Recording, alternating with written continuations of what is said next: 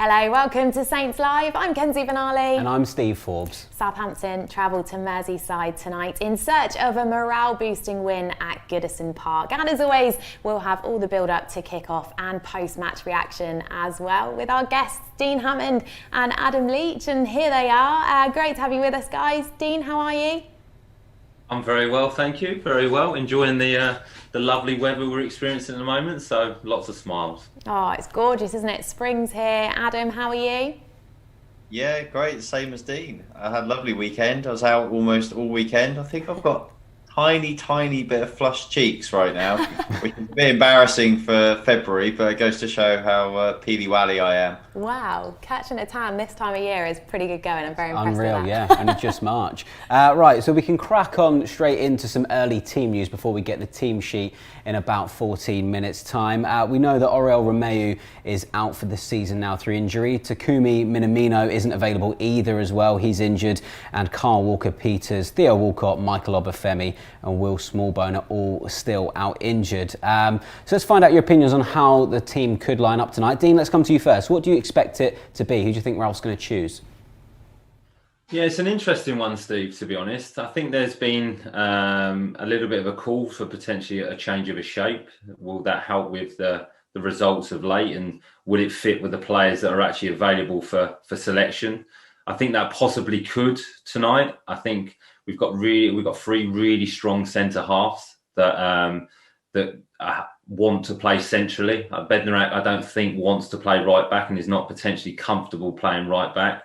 And I think the manager may look at that now and think, well, is it time to change shape? And from the manager's perspective, if I was thinking about what lineup I would play, what players I would bring in, I'd want to get my best players on the pitch. When you've got injuries, you've got suspensions, you've got players out, and there's a little bit of inconsistency within the team selection, maybe performances and obviously results, I would personally look and think, well, how do I get my best players on the pitch? And I think if you change shape, I think you can do that. Obviously, with Oriol being out, who's going to play central midfield with James Ward-Prowse? But then maybe do you bring Jack Stephens into that position, because then you get an extra defensive player on the pitch, but he's not comfortable doing that.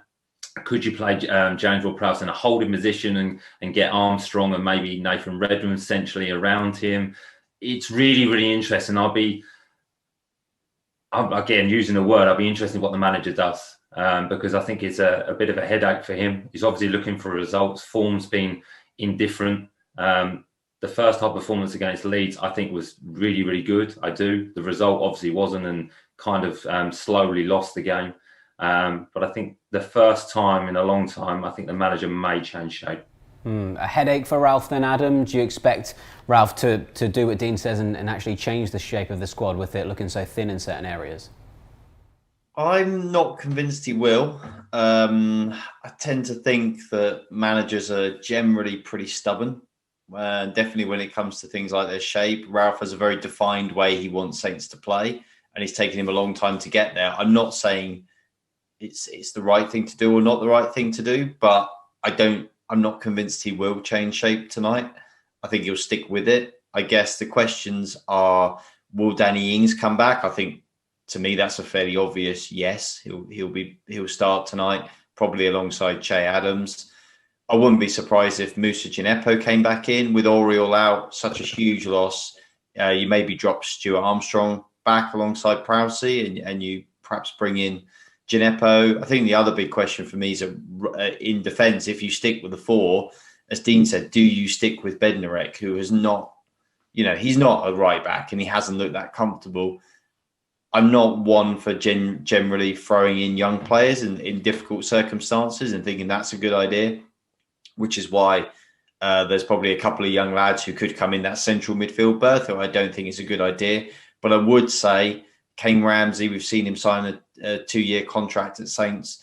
He is the backup right back. He's 20 years old. Yes, he's had a tough time. But in my mind, if he is good enough, he probably should be playing now, a right back, with Kyle out. So I think that's another change it'll be interesting to see whether Ralph makes tonight. Dean, you did just touch on it a moment ago, but let's dive a little bit deeper into the absence of Oriol. We know he is out for the remainder of this season. Just how big a blow is that for the side? Yeah, I don't think there's any hiding away from it. I think it is a really, really big blow. I think he's been so influential in his performances. I think he's so important in the role he plays. I've mentioned many times he goes a little bit unnoticed in his performances because he does the basics exceptionally well.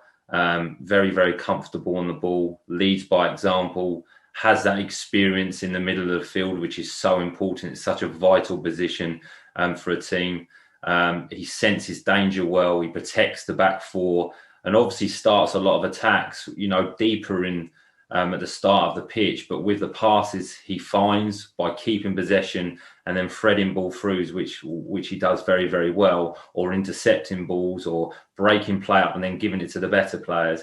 I think he's just such a good player for Southampton. So he's going to be a miss. He's going to be almost as much as when you miss Danny Ings, if I'm honest. I know probably the fans and the club don't want to hear that, but I think he's had such a good season and he helps players around him become better players. I think he's helped James Ward-Prowse improve as a player in that position to understand it. So, it's an opportunity for someone else to come in. Will Stewart-Armstrong come into that position tonight? We know he likes playing centrally, but it's a big void, if I'm honest. We saw the tackle last week against Leeds, which is a goal-saving tackle, and he had no right to make that tackle, to even make the ground up and then time it so well and with such precision was fantastic. So, yeah, he'll be a miss tonight, but I'm sure with the person he is, when he's around the training ground, he'll still be helping players, he'll still be talking to players and giving his experience to the squad. Yeah, Adam Oriel's become such an indispensable player for Southampton. So what do you think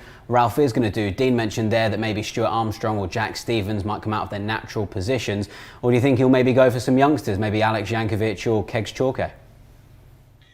I just don't think now is the time for youngsters, to be honest. The run Saints are on is awful, as we know. It's been a pretty torrid time. I just don't think you throw youngsters in right now. Kegs has got very little experience. Alex, obviously, we know what happened the last time he started. I don't think you can throw him in again now. I just don't think now is the time to do that. I think it has to be Stuart Armstrong. Not that I don't like Jack, but it's kind of another player that, though he can play in that role, it's another player sort of out of position. I think you've got so much movement at the moment because of the injuries. You want to minimise and try and think about what consistently could work for the rest of the season without Oriel. And I think Stuart can play that position. He's experienced in that position. He's a very intelligent footballer as well, and he's got all the attributes to play in that position.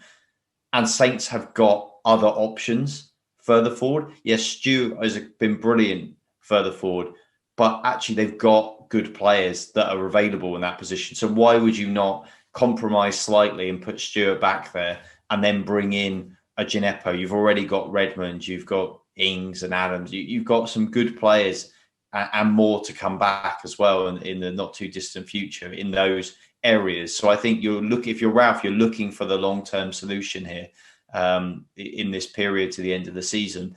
And Stu Armstrong, to me, is the next port of call. So I think you go with him. If I was Ralph, I definitely would be moving him in there. Well, we'll find out who will be replacing Oriel tonight in about 6 minutes' time. But let's hear what Ralph had to say on his dilemma. We are again punished from injuries. Ori hurts us massively. I don't know who plays on the 6th on the weekend. In long-term injuries for our small squad, even more. It's again up to the young players to play. And we know how difficult this is for us because this is Premier League and a team that is in the moment still struggling with getting results. To step in then as a young player is maybe not the best you can imagine. But the situation we are in the moment needs to look at every option we have because there are not a lot. Dean, I suppose the other headache for Ralph Hasenhüttl is in the forward positions, particularly now with Takumi Minamino out. How do you assess his options there? Well, there's some depth in the squad. There's still a lot of attacking options. Obviously, he's not got complete selection of the players being available. But Nathan Redmond has played a few games of late, which will help with his fitness and his form. I thought Nathan Teller did play very well the first half against Leeds and showed some really good moments within that performance. Obviously, the penalty that he almost won, the dribble he had where he went past two players and had a strike at goal, and his work rate as well within that. As a young player coming into the team, the manager, you've got to earn the manager's trust, and usually that's from a defensive point of view. And he defended very well in the way he pressed and the energy he showed during that press. So that was very impressive. Obviously, Shay Adams can continue playing and come back into the team. Danny Ings, we've got coming back in. So there is still a lot of attacking options. There's goal threats. We expect Stuart Armstrong will drop probably into the centre of midfield because that's probably the only option that's available, or the sensible option to play centre midfield. But he can still be creative from that position. He can still find them forward passes to the more attacking players. So there's still threats there. There really, really is. And with the injuries out, it just shows there is some depth within the squad in those positions. Yeah, Adam, Nathan Teller could be an option. What have you made of his performances for the Saints so far?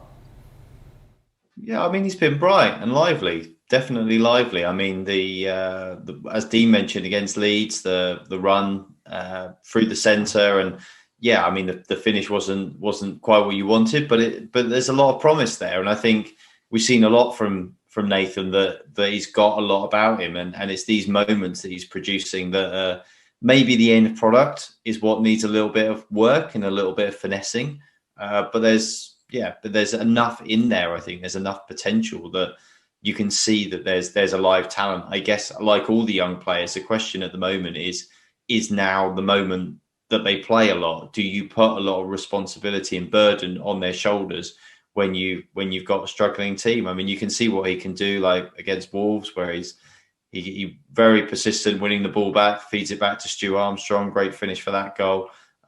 He's definitely got a lot about him, and that is one moment with this goal with Stu Armstrong that you can see that kind of footballing intelligence is there. It's just trying to be able to execute it, I guess, when you're out on the pitch in the heat of battle, when you're running at full pace and you're a young player who hasn't played an awful lot. But I think he's definitely, without doubt, one for the Saints' future and kind of one for the present as well. It's just that getting that experience. And as I say, the big question that Ralph has to answer is now the right time in a struggling team to bring in younger players, when in his position at the moment, you do have senior options available, players that have been there in bad runs, gone through that before. And I think that's why Ralph will probably stick with experience at the moment.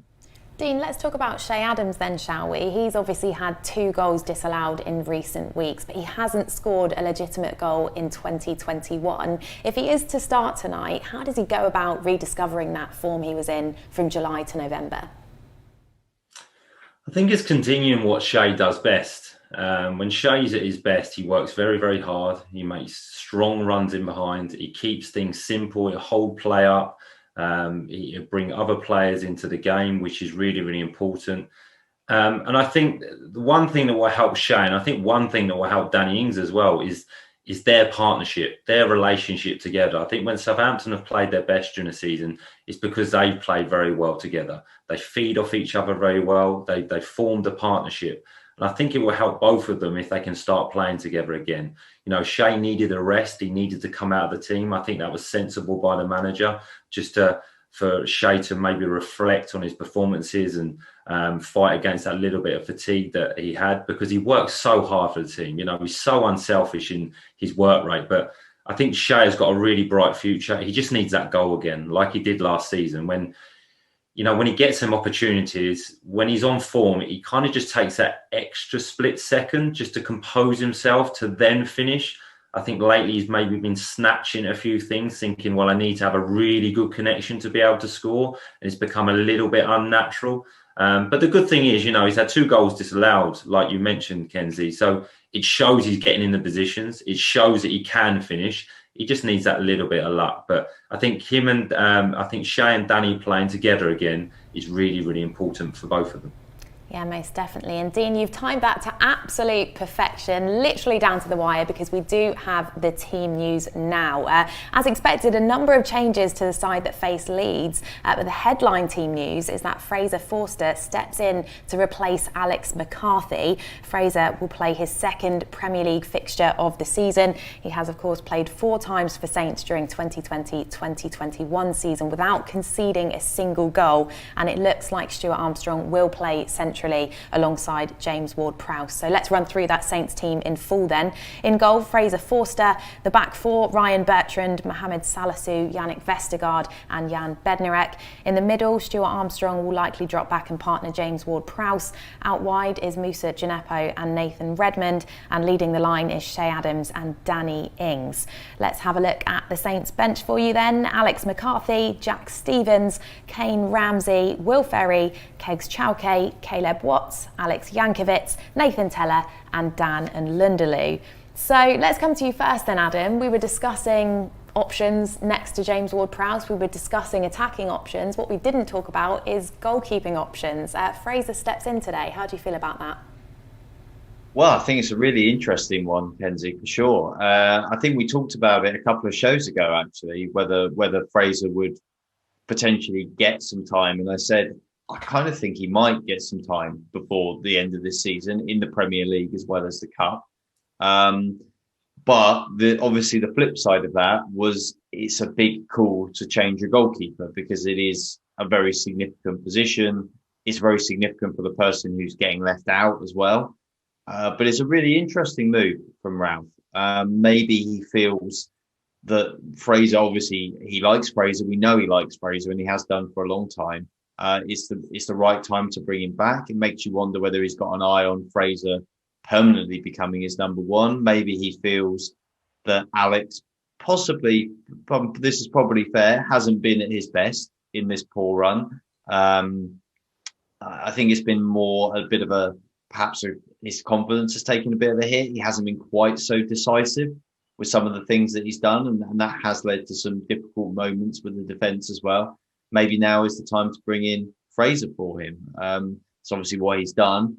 He's going to take a good look. I think this is an interesting period to the end of the season. Does this mean Fraser is now the man with the jersey who's going to stay there for the rest of the season? Is Ralph just taking a look and he's going to have a look at them both again before the end of this season with an eye to next year?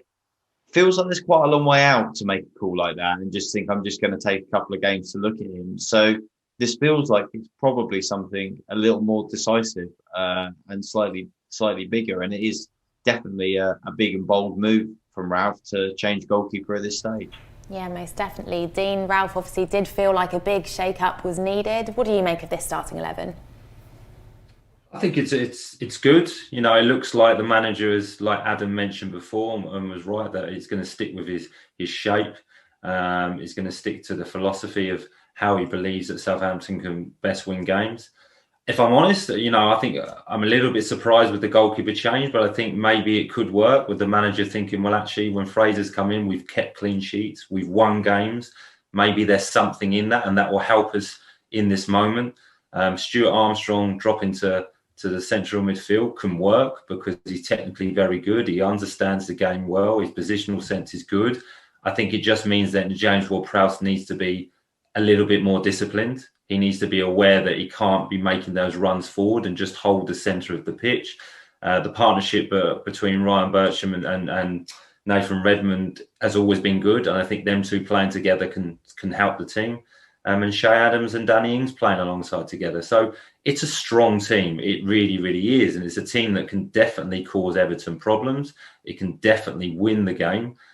So, you know, it's an exciting team and an attacking team. And we like to watch Southampton be attacking. But also, I think they need to be diligent tonight. They need to keep a clean sheet against an Everton team that have got a lot of attacking threats themselves. Yeah, Adam, we talked earlier on in the show about a potential change of shape. Presuming that Ralph doesn't, he does stick with a back 4. Jan Bednarek's in the squad. It's likely he'll play at right back. How's he done for you in the last couple of games there? Oh, I think it's been a bit of a struggle, to be honest, Steve. I think he's tried manfully, and I don't think anybody could knock his effort and his commitment to it. And it's kind of one of those difficult situations where it's just, you can just tell it's not his natural position. And you see players that are kind of forced into those roles sometimes. And they can they execute it for 88 minutes out of 90-minute game. But there'll just be that one moment where they're just caught just slightly because the pace of the game is so fast. And they're just, because it's not their natural position. They're not naturally, instinctively moving, which you need to be able to do, and reading the game in that position because it's not their natural position. And then you get caught out. And with the Premier League, the quality of the players you're playing against, unfortunately for Saints, a couple of times that has meant that it's led to them conceding a goal. So even though I think on the whole, for the majority of minutes he's played, he's done a good job, I think it's quite obvious that he's not actually a right back. And that's not a slight on him, and it's not his fault, because he's doing his absolute level best there. But I think it has been obvious. But of course, he is playing there more regularly now. Presumably, they're spending a lot of time working on his positioning and things like that on the training ground, and his relationship with the centre halves next to him. So you would think he will keep improving in that position as long as he's required there. Hopefully not for too much longer, but as long as he's there. But I guess from Ralph's point of view, I said I wondered if Kane Ramsey might come in. He's stuck with experience with Bednarek. You're not going to get much going forward from him, but he needs to just be solid defensively. And definitely tonight, Everton have got some really big threats in the final third. And they're going to cause some serious problems. And the other thing is, teams like Everton that have got the tools, they mark my words, they will target him. They will target him. They'll try and get at him because they know that he is not a natural player in that position. So I think that he'll be in for a busy night tonight. Well, I have to say there is a lot of buzz about this starting 11 on social media. Lots of you getting in touch, sending us in your thoughts on the Saints starting 11. James Short on Facebook has said, go on, big phrase. He's happy to see him starting tonight. Saxon Axe on Facebook says, the big man is in the sticks, and I'm happy about that. Lots of buzz about Fraser starting in goal. Matt Harrison on Facebook has said, best team we have available. Time for a win, lads. Cameron on YouTube is also happy to see Forster starting tonight. He say, let's see if Fraser can continue his ridiculous run of clean sheets. Lawrence, hello to you. He says, glad to see Fraser back. And one here from Gail Sampson on Facebook. She's joining us all the way from South Africa. Thank you for your company. And she says, come on Saints, let's start March with a win. That would definitely be nice, wouldn't it? Yeah, a lot of fans happy to see Fraser back in the squad. But we're going to rewind back now to a match that took place 11 years ago tomorrow. Dean, you'll remember this one, as Huddersfield were dismantled 5-0 at St Mary's. Volleyed away by Kay from inside his own penalty box. Forward it comes down the right-hand side. It's Punchin trying to get round the outside of Heffernan. Punchin's ball's a good one towards Lambert, and he scored again as rookie Lambert! Punchin with the corner, left-footed outswinger in towards the head of Jaidi, nodded across the goal. Lambert will come across to pick it up inside the touchline. Over on this near right side, Hammond is there as well. Hammond gets across in from an impossible position. The header goalwards is into the back of the net, and it's Lee Barnard. He's in inspirational form as well. They don't take long, Saints fans. They've already got a song for Lee Barnard, which goes a bit like Lee Barnard, a bit like that anyway. The X Factor, hang on, my phone's ringing. I think it's Simon Cowell. Here comes Saints down the right-hand side. It's Punchin into the penalty area for Southampton. Punchin onto his left foot, and it's 3! And Punchin scores at St Mary's for the second game in a row. Quarter of an hour to play, 3-0. Corner in towards the back post, and nodded into the back of the net. And it's the captain, Dean Hammond, who runs across to the near post, glances it past the goalkeeper, and a quarter of an hour to play. Saints have put this game well and truly to bed. Huddersfield's last visit to Southampton, October 1994, Saints won 4-0. A certain Mr. Letitia scored all 4. It might be 5 now though, because Wago is in on goal. Wago one-on-one with the keeper. Good save by Smithies. Wago! It is 5 for the second game in a row. Papa Wago crosses his arms, says it's all over. It was all over a long, long time ago. Dean, we'll talk about one of the goals of the game in a second. The one from Wago. But before we do, how impressive was that win, considering that Huddersfield were pushing for promotion? Yeah, it was a huge win at the time. I didn't realise it was 11 years ago before you said that, which makes me feel a little bit old. But yeah, it was a big team because Huddersfield were very similar to us at the time. They'd invested heavily within their playing squad. They were a team that were looking to get out of the division and been on a good run of form, really. And I think, if I'm right, I think they did actually get into the playoffs in the end and pipped us to sixth position. So we were chasing them for the most of the season. So we knew that this was a really, really important game, and it was a great performance. I remember the performance vividly. I remember the goals. I remember how we played. Looking at the team that we had out with, Adam Lallana on one wing, Jason Punchin on the other, myself and Morgan in the middle, Ricky Lambert and Lee Barnard up front, Jose Fonte. I think Raddy played at centre half. It was a frightening team, really. So, and it was one of those moments within that season where we were putting a really good run together. We were clicking. We were scoring a lot of goals. I think we won the game before 4 or 5-0 as well. So yeah, some great goals and a great night at St Mary's, and I experienced many of those evenings. So yeah, really good memories. Yeah, most definitely. And Adam, Dean said there, things seem to be clicking here. For you, we've spoken about this season before, but was this when the feel-good factor was finally returning to St Mary's after a few torrid seasons? Yeah, at this point, we were thinking that Dean was going to be contributing 15 a season after this. Were you drunk, Adam, or something?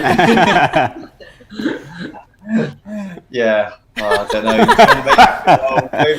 Maybe me too. I'm either drunk or drunk on joy.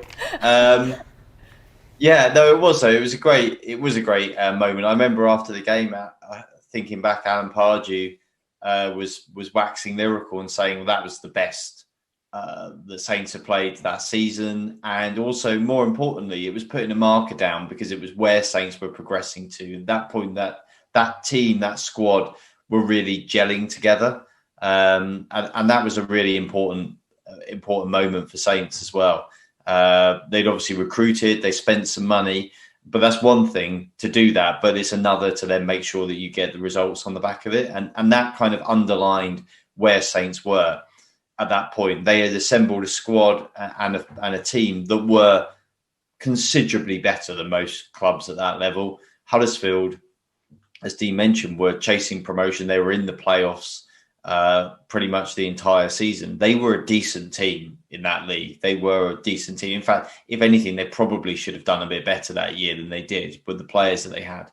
But they were good, and Saints thumped them with ease. And that kind of was, though it wasn't to be that season that they quite made the playoffs because of the starting with the deduction, actually it was kind of the setting the scene for what was to come, which was steamrolling through teams the next season to get out of the league. And yeah, so the tone was really being set there. Yeah, absolutely. And Dean, let's come to you then and finally talk about that goal, shall we? Another goal for you. In fact, this was one of only 3 goals actually you scored at St Mary's. Your other 9 came away from home. Was there any reason for that? I don't know, to be honest. I just obviously wasn't a prolific goal scorer. Let's put it that way. So no, obviously any goal I scored at St Mary's, I fully enjoyed, and it was always brilliant to play in the atmosphere at home with the fans supporting us and putting in the performance like we did against Huddersfield and scoring. I always cherished any goal I scored and probably celebrated like it was a last minute winner and an FA Cup final. But no, it was a great night that was, to be honest, and I think I got an assist as well, which was a bit of a surprise. Probably got a bit of a nosebleed getting that far forward on 2 occasions, but no, it was a great victory. And I remember it vividly that Alan Pardew said to me afterwards, obviously scoring, getting an assist and then scoring a goal, and I was coming off the pitch thinking, I've had a decent game tonight, I'm really, really confident. And he just looked at me and went, any chance you're doing that more often then? So, I didn't even get the praise for the goal or the assist, but just, it needs more from me, which was just great. But it kept you on your toes. And no, like Adam said, it set us up for the seasons coming, and the team started to really gel then and really understand each other. And we put in some really good, strong performances and just made every team around us, every team in that division, that we were going to be really, really strong for next season. Yeah, well, it's good that we're giving you the praise that you deserve now, which is the most important thing, Dean. Now, before we move on to chat about a few more things going on in the football world and, of course, the game at hand this evening, we are going to rewind the clock and take a look back at some of Southampton's goals scored in the last season.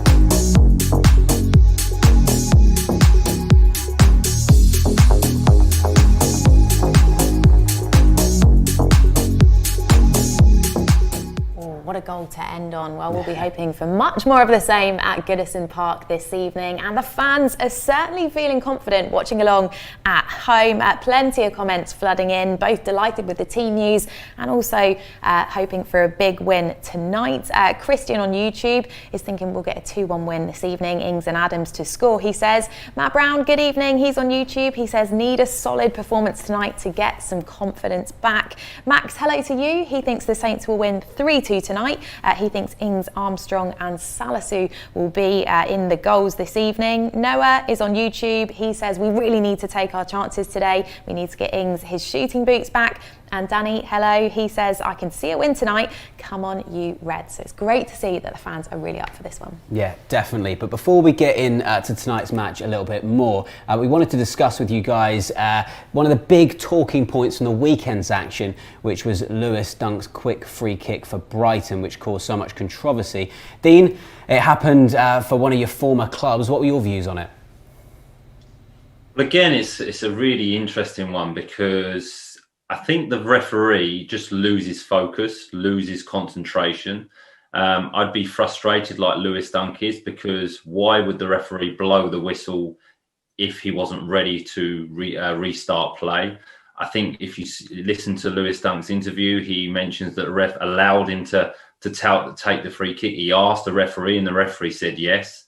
But the referee's just got it completely wrong. Why he's allowed Lewis to take the free kick and then scored and then disallowed it. I think there's a rule in that if he blows the whistle a second time before the ball hits the net, he can change his mind. One thing I will give credit to the referee is that he went over to the managers and explained the situation. I think that's really, really good to be able to do that, to go to the managers, whether he's got it wrong, whether he's made a mistake or not made a mistake. But to go to the managers and explain the situation and allow them to know what's going to happen to them, maybe they can explain to their players the reasonings behind it, I think was really, really good. I just think we've got a real problem with VAR. I think the referees are, they've lost trust in it themselves. I think that they don't like it themselves. I think it's taking control away from the officials, which means they're second guessing themselves. They're losing concentration. They're trying to be too perfect just in case they keep getting decisions wrong and then they have to keep going to VAR. I just think it's causing more problems than is necessary, in my opinion. And the referee has obviously just made a mistake.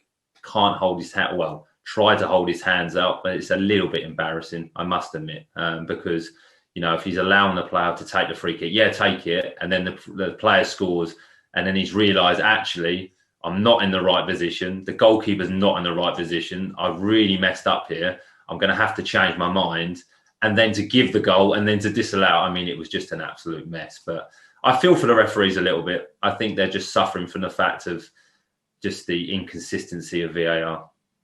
Well, Adam, let's get your thoughts on this then, because we actually had a very similar experience with Southampton, ironically also against Brighton several years ago. I'm sure you remember this. Ricky Lambert scores a penalty, but the goalkeeper wasn't ready. On this occasion, though, Peter Walton held his hands up, apologised, admitted to his mistake, said he blew the whistle too early. In your opinion, would it have been better for Lee Mason to have done that and kind of admitted that he'd made an error from the start, albeit embarrassing, as Dean said?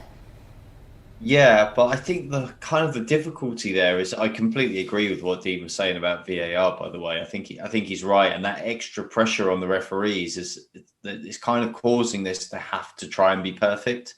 And that's really hard because we don't actually really expect that of the players who are playing the game, that they're going to be perfect. We accept mistakes. Yes, we might analyse it and we might be critical sometimes. But we also accept that it happens because we're all human and we all make mistakes in our lives all the time and in our work. And that's just the way it is. And referees are no different. But now we've got this even greater scrutiny. I think it's put a lot of pressure on them.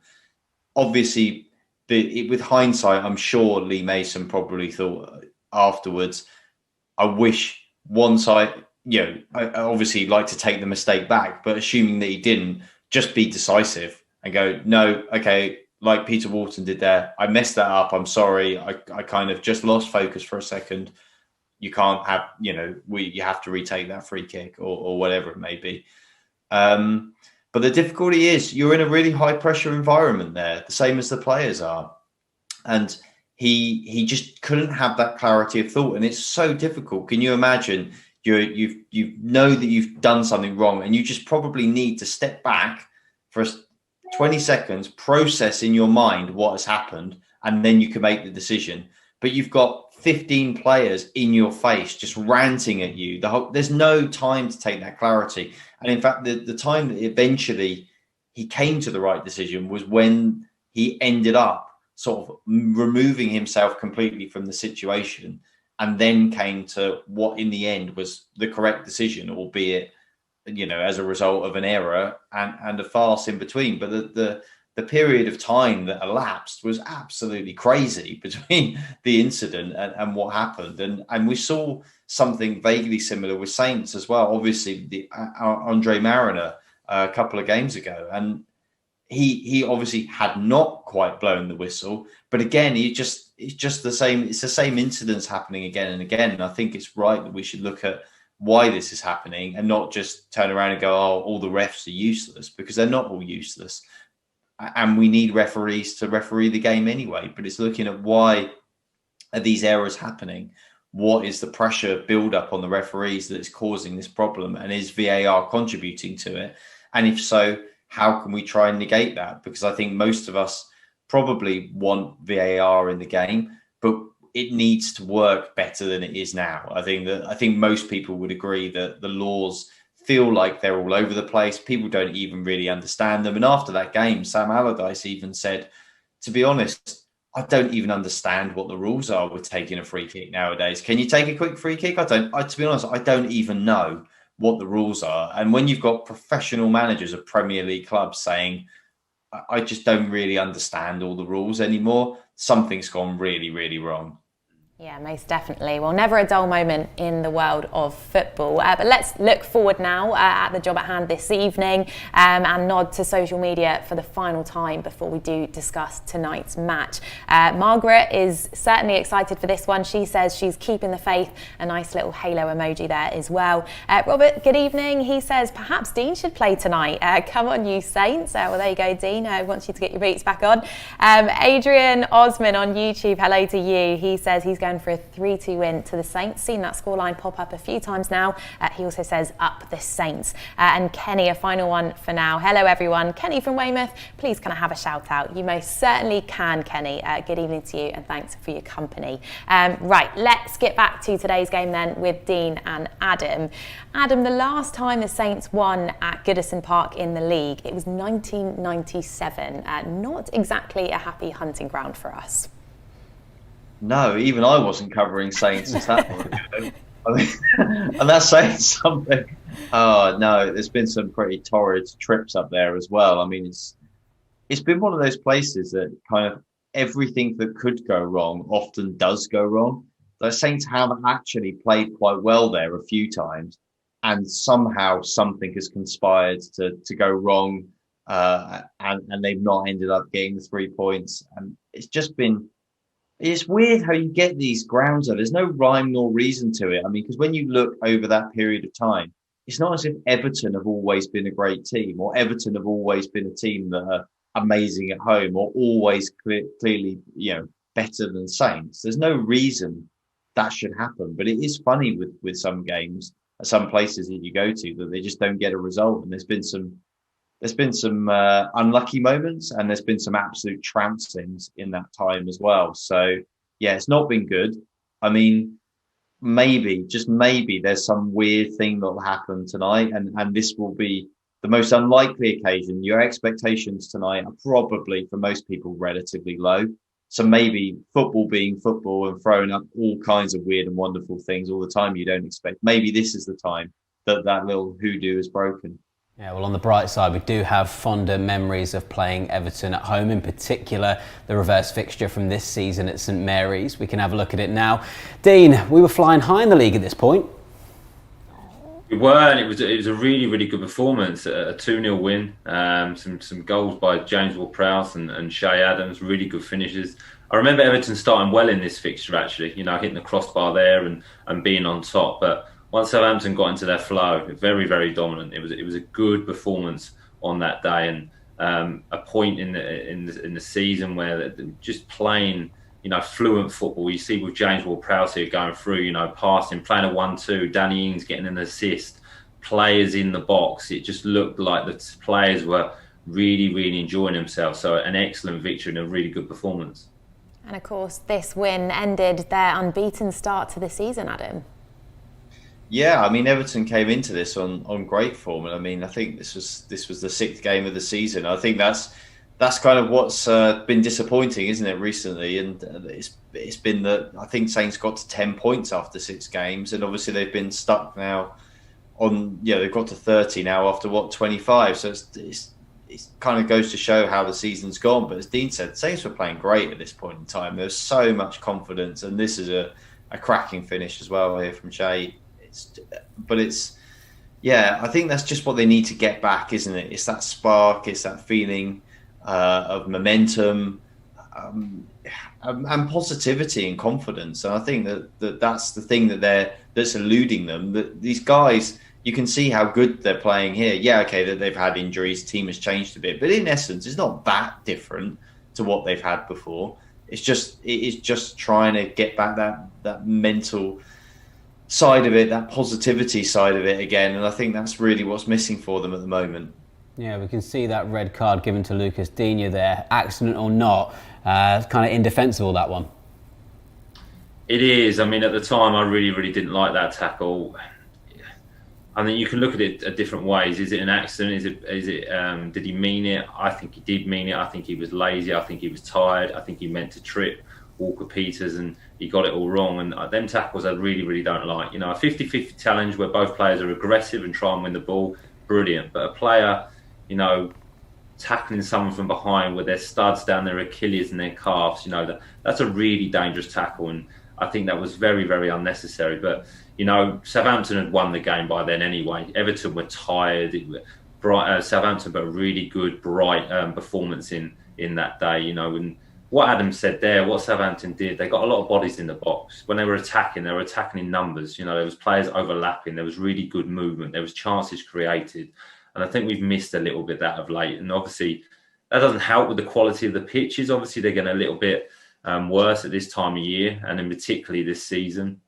But I think the players, if they can bring that confidence back, confidence in football is like magic. If you feel good about yourself, if you feel better about yourself as a person, as a player, you're going to play better. So I think Southampton just need to get a result and just slowly feel that back, and things can change very, very quickly. Well, Dean, let's talk more about the man that was shown red there. Lucas Digne has scored 6 goals this season, the most from any Premier League defender this season, with Bednarek at right back. How do you kind of assess that situation, and what do you think he'll need to do to keep him under wraps tonight?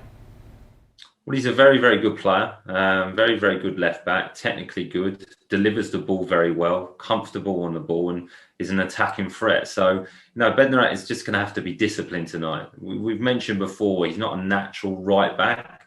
I think he just needs to understand that, just concentrate on his defensive duties, just concentrating on how I can defend, how I can stop crosses, how I can defend balls coming into the back post, using his height, get close to stop the crosses and stay close to his centre halves. But he'll be fully aware of how to play there. He's a natural defender. I think the issue comes potentially when he gets caught out of position with the ball and then maybe doesn't recover to the right position or loses possession thinking, I need to do something different because I'm playing right back. I need to make an overlapping run. I need to hit a diagonal pass.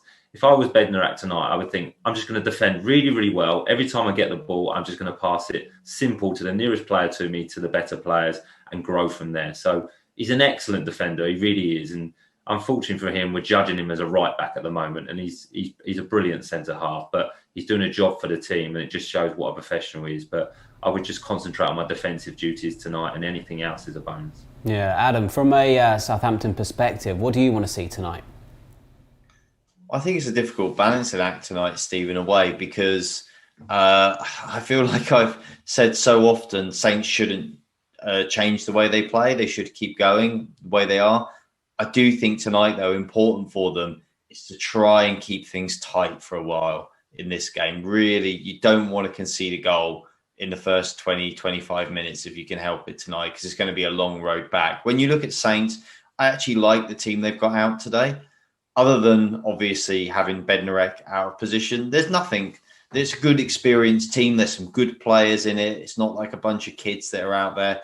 But when you look at the bench, it really mainly is a bunch of kids after that. And that's not to say they can't come on and do something, but they probably aren't going to come on and completely change the game if you're trailing and kind of get you a win. That's probably quite unlikely. So it's going to be down to this team that starts probably to get a result today if they're going to be able to do it. And I just think to do that against this Everton side, they're going to have to be very, very disciplined. We've seen Gineppo be very disciplined. He's going to have to do that again. Digne, Richarlison are going to target Bednarek, and that is going to cause potentially quite a lot of problems given their quality.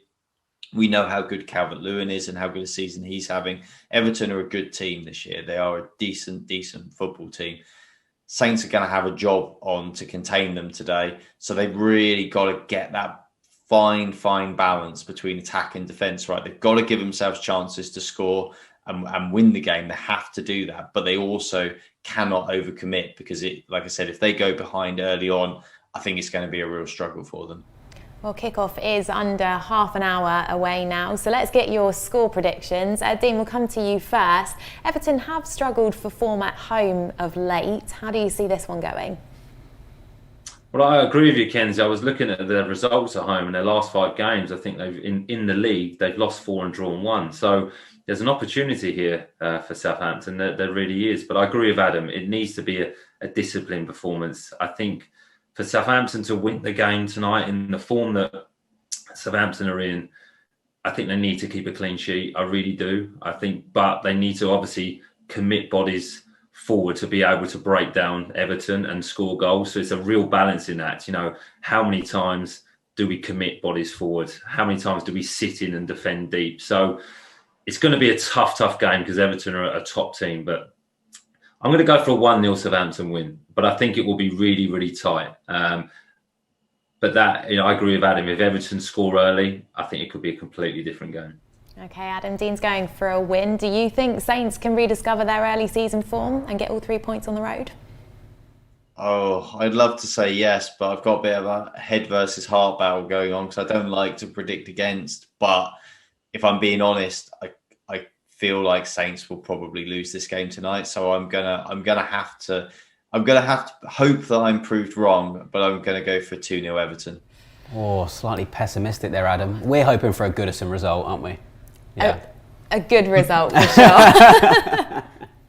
Right, so as Kenzie said, it's about 25 minutes to kick off up there. It's the second of 4 matches on the road in a row for Southampton. Do join us after the game for the final whistle, where we'll all be talking about the major points from the match. Enjoy the game, and we'll see you then.